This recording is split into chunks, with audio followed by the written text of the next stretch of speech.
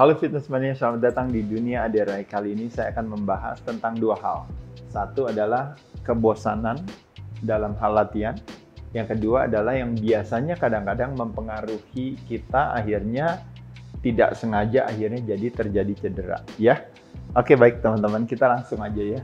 Apa yang bisa kita lakukan untuk menghindari yang namanya kebosanan atau kejenuhan? Sekali lagi teman-teman sekalian, sebenarnya kalau boleh jujur, pemahaman itu adalah fondasi daripada kepatuhan. Jadi kadang-kadang kok bisa ya konsisten, kok bisa ya disiplin dan sebagainya, itu lebih kepada karena adanya sebuah pemahaman. Jadi kalau ditanya, ya latihan memang bisa membosankan, tapi lebih bosan lagi kalau badannya sakit-sakitan atau badannya mungkin secara penampilan atau performanya menurun. Itu lebih bosan lagi ya.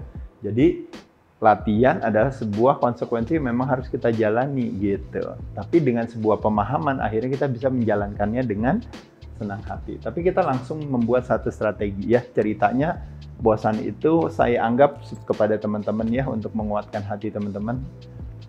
Kadang-kadang wajar kita bosan, itu tuh wajar sekali ya. Jadi kalau bosan, apa yang harus kita lakukan? Ya udah, kita istirahat aja 1, 2, 3 hari maksimal. Setelah itu baru olahraga lagi. Itu tips yang pertama di luar daripada tips dalam hal ini ya. Tapi yang intinya adalah kalau bosan, drop it. Kita fokus ke yang lain dulu. Tapi nanti jangan lewat dari 3 hari. Itu proposal saya kepada teman-teman, karena menurut saya lewat dari 3 hari bukan hal yang bijaksana. Yang kedua adalah kita belajar untuk memvariasikan program latihan. Nah, program latihan itu kita bisa mulai dari misalnya kita bilang urutannya. Tadinya saya biasanya selalu latihan di alat ini, tiap kali datang selalu alat ini, lalu ini, lalu ini. Nah, kita balik dari sini. Jadi biasa saya A, B, C, D. Nah, sekarang dibalik jadi D, C, B, A misalnya. Jadi urutannya dirubah. Kedua, kita juga bisa merubah alatnya. Teman-teman tahu ya, kadang-kadang biasa latihan selalu pakai mesin terus. Atau selalu pakai dumbbell terus, selalu pakai barbell terus. Teman-teman bisa variasikan. Sekali waktu ke mesin, ke selectorize. Sekali waktu nanti pakai dumbbell, sekali waktu pakai barbell. Kadang-kadang juga sekarang ada kettlebell, ada TRX, ada apalagi yang lain silahkan. Selain waktu pakai free weights atau pakai plate loaded ya misalnya ya. Jadi teman-teman kita bisa lihat di sini, makanya kenapa kebaikan daripada pusat kebugaran atau fitness center sendiri lebih kepada sumber daya alat atau fasilitas yang lengkap sehingga memungkinkan kita untuk bisa memvariasikan ini ya. Nah, selain itu juga teman-teman bisa memvariasikan dalam hal kalau kita berbicara program latihan ya, teman-teman bisa main, bukannya saya bilang cardio dulu baru weight training atau weight training dulu baru cardio, tapi teman-teman bisa variasi dalam arti kalau misalnya cardio sama weight training sama cardio dijadikan satu hari, sekali waktu teman-teman cardio sendiri waktunya, weight training sendiri waktunya. Jadi bisa di-split antara cardio dan weight training ya. Nah, jadi ini salah satu strategi yang bisa dilakukan, dan teman-teman tentunya balik lagi seperti yang saya sering katakan, varian cardio bisa teman-teman ganti juga. Sekali waktu teman-teman mau mengganti gerakannya, mengganti jenisnya, atau mengganti intensitasnya, silahkan aja. Jadi ini beberapa strategi yang sebenarnya teman-teman bisa lakukan kalau seandainya merasa bosan, karena biasanya kita stuck dengan rutinitas itu.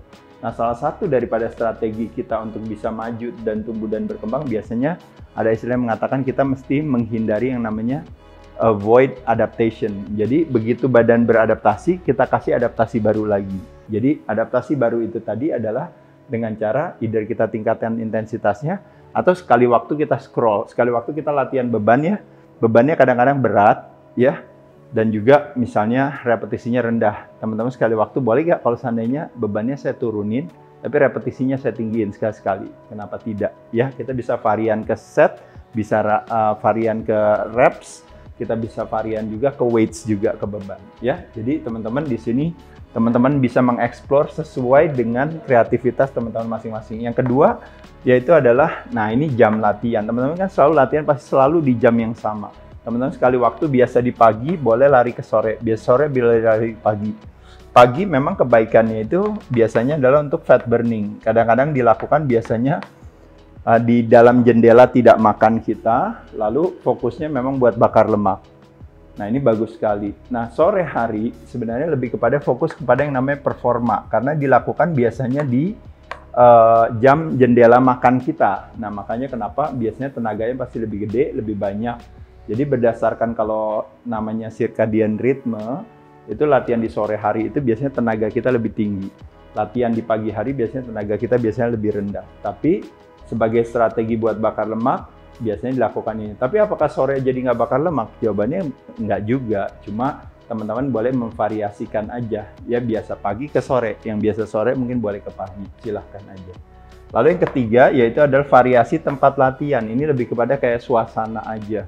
Kadang mungkin mau ganti satu gym ke gym yang lain, sekali waktu mungkin mau pay per visit, ya pergi ke gym lain, atau mungkin mau pergi ke sport center lain, atau melakukan aktivitas olahraga lain, nggak ada masalah. Kadang-kadang kita biasa selalu di indoor kan, sekali waktu misalnya mau ke outdoor gitu ya, atau sekali waktu juga kita mau mengganti yang tadi saya katakan varian fasilitas latihan. Kadang-kadang karena apa? Karena di tempat latihan itu ada yang alatnya, ini alatnya kebetulan lokal loh. Pindah ke alatnya yang buatan Cina misalnya, pindah lagi ke alatnya yang buatan Eropa misalnya, atau yang Amerika. Nah jadi varian alat yang ada di gym itu juga bisa membantu kita untuk bisa punya varian tersebut gitu ya. Termasuk juga kalau kita ngomong tempat latihan itu juga bisa masuk juga ke dalam program latihan. Karena misalnya saya biasa latihannya, pendekatannya misalnya di gym, di fitness center sekali waktu, saya mau coba tempat latihannya misalnya kayak sekarang ini misalnya ada misalnya F45 gitu, atau mungkin ada misalnya 9 rounds, ada misalnya Tabata, ada misalnya CrossFit. Itu bisa menjadi salah satu pilihan teman-teman ya, atau mungkin sekali waktu teman-teman biasa pakai alat terus, sekali waktu boleh calisthenics, teman-teman boleh lakukan dengan menggunakan tubuh sendiri, bergabung dengan komunitasnya mereka gitu ya. Itu juga satu hal yang sangat baik ya. Lalu yang nomor 4 yaitu adalah teman latihan ya, atau training partners. Sekali waktu kita boleh latihan sama, kita ngajak teman lain yang mungkin nggak pernah kita ajak latihan bareng gitu, mungkin karena beda kota atau mungkin karena beda main, tapi sekali-sekali boleh seminggu sekali kita datang, latihan yuk bareng, biasanya jadi lebih semangat lagi gitu ya. Jadi kebosanan itu balik lagi kita katakan sebenarnya ini cuma salah paham, tapi ini adalah strategi yang teman-teman bisa lakukan. Dan yang terakhir tentunya adalah yang seperti saya katakan, ini semuanya memang harus kreatif. Sebagai contoh misalnya dalam hal pakaian. Pakaian teman-teman boleh ganti, misalnya biasanya senangnya pakai warna tertentu atau jenis latihan baju tertentu, teman-teman bisa ganti bajunya, bisa ganti warnanya, bisa ganti style berpakaiannya dan sebagainya. Itu biasanya akan mempengaruhi juga dalam hal strategi latihan kita atau semangat latihan kita. Selain itu juga dalam playlist musiknya teman-teman juga kadang-kadang, atau teman-teman nggak pernah dengerin musik, sekarang kali ini mau dengerin musik, pakai musiknya. Nah musiknya udah biasa dengerin, mungkin playlistnya teman-teman bisa ganti. Biasa mungkin yang lagunya yang keras-keras, teman-teman boleh lagunya yang mungkin slow dan sebagainya ya. Selain itu juga dalam hal kalau kita berbicara, ini mungkin salah satu cara yang saya lakukan kadang-kadang kalau kayak lagi jenuh banget latihan dan sebagainya, teman-teman boleh mendapatkan motivasi dari sosial media, dari YouTube, dari majalah, dari buku, atau dari audiobook. Itu mungkin yang sebelum latihan itu teman-teman bisa nonton itu dulu, yang mengarahkan kepada teman-teman untuk akhirnya jadi tambah semangat lagi latihannya ya. Jadi teman-teman bisa melakukan hal ini untuk bisa memberikan satu fire gitu ya kepada diri kita untuk akhirnya kita jadi semangat latihannya ya.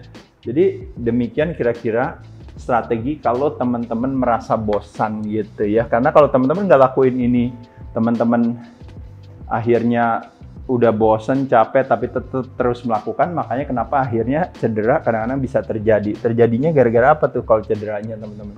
Satu, biasanya kalau misalnya kurang pemanasan. Dua, tadi biasanya distracted ya, nggak fokus. Kadang-kadang ya karena lemes, karena capek, atau mungkin karena banyak kerjaan, atau mungkin karena perasaan hati dan sebagainya. Akhirnya teman-teman ada tetap jalan ke gym, tapi tidak fokus. Makanya pada saat itulah ketika terjadinya distraction itu, teman-teman tetap melakukan, biasanya cedera sering terjadi di sana ya. Atau biasa juga karena kurang pemanasan, teman-teman langsung masuk aja ke set inti sebelum melakukan pemanasan. Nah akhirnya teman-teman akhirnya cedera juga di sana. Pemanasan biasanya di repetisinya, kalau misalnya latihan beban ya, teman-teman boleh direpetisi di sekitar misalnya 10-20 reps nggak apa-apa ya, dengan beban yang ringan gitu ya. Kalau pemanasan dengan cardio exercise dengan menggunakan alat bantu, kurang lebih kira-kira sekitar 10 menit, 15 menit maksimal lah kalau teman-teman merasa itu ya. 10 menit saya rasa udah cukup juga, udah cukup panas, karena teman-teman nggak mau terlalu lebih banyak nanti gulanya habis di pemanasan pada saat latihan beban, justru akhirnya badan akan pakai otot sebagai sumber tenaga. Jadi mesti hati-hati di sini ya. Nah, selain itu juga yang sering terjadi adalah waktu kita ngangkat terlalu berat tapi kita paksakan, akhirnya bisa jadi cedera. Makanya kenapa kita tahu kalau kita ngangkat 4-6 kali, ini patokannya aja. Masih bisa, oke. Tapi kalau udah kurang dari ini, bukan ide baik menurut saya. Jadi terlalu berat sekali ya. Kecuali kalau memang teman-teman powerlifter dan sebagainya, memang fokusnya memang cuma 1-2 reps atau 1 rep max, ya nggak ada masalah ya kalau untuk hal itu. Tapi kalau untuk orang umum, tentu nggak mau juga, karena kalau bebannya nanti terlalu berat, akhirnya dipaksakan, akhirnya potensi cedera bisa hadir. Bukan artinya saya bilang ini tidak udah pasti cedera, tentu tidak ya. Lalu yang keempat, yang seperti sering mungkin saya lakukan dan kawan-kawan lakukan, kadang-kadang kita dilihat orang, kita mau impress orang, kita mau kasih lihat orang, kadang-kadang kita mau pasang status atau apa, lalu kita latihan dengan beban yang berat. Nah, ketika beban yang berat, akhirnya ternyata malah jadi badannya jadi cedera gara-gara demi si konten tersebut atau demi apa ya. Ini juga mesti hati-hati ya teman-teman di sini ya. Nah, karena gimana pun juga latihan adalah metode, yang utama adalah si sehat dan performa yang baik itu ya. Yang kelima, ini juga kalau istilahnya form is the key. Eksekusi gerakan yang baik itu adalah kuncinya. Nah, jadi makanya kalau kita bad form, gerakannya salah, jadi apa yang terjadi? Potensi cedera itu ada di mana-mana gitu ya. Apalagi dalam hal kita melakukan satu gerakan tertentu yang nanti akan mengarahkan, misalnya makanya kenapa ada istilahnya misalnya kalau press behind the neck, apa nggak bagus dong? Bukannya nggak bagus. Kalau orang udah biasa dengan mungkin punya tingkat fleksibilitas yang baik, nggak ada masalah sebenarnya ya. Bahkan old school pendekatan semuanya press behind the neck, shoulder press misalnya ya. Tapi kalau bagi pemula melakukan hal tersebut dengan mengikuti advance athletes, nah pada saat itu apa yang terjadi? Nanti akhirnya gerakannya salah, potensi cederanya menjadi lebih besar. Nah, jadi belum ditambah bad form, biasanya plus beban yang terlalu berat. Plus ego lifting.